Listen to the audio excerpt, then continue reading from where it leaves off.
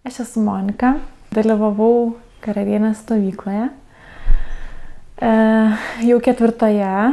ir labai smagu žiūrėti progresą, kaip labiausiai jaučiasi galbūt vidinis susikaustymas ir kaip pavyksta iš to išeiti. Tai labai patiko situacija su šokiais. Tai pirmoji stovyklai buvo labai sunku perlipti per šokį. Antroji stovykloje jau šiek tiek pradėjau judėti ir įsijungė tai, kad namuose pradėjau klausytis muzikos ir po truputį šokti. Tada trečioji dar laisviau, gal iš išorės nesimato, bet buvo. Dabar 4.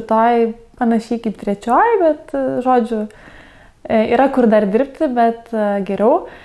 Bet gražioji pusė yra tame, kad mano vyriausia dukra, kuriai dabar 10 metų, buvo taip pat susikauščius kaip aš. Ir nors jinai neėjo nei vieną stovyklą, bet jinai pradėjo kartu su manim šokti namuose. Manau, kad programa sudėliota tobulai. Yra laiko ir šiek tiek atsikvėpti ir pasiimam, manau, daug iš praktikų labai.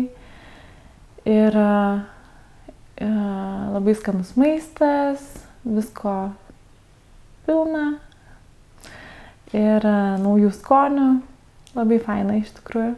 Pasipriešinimas visada yra, bet džiaugiuosi, kad įveikiau ir kad atvažiavau.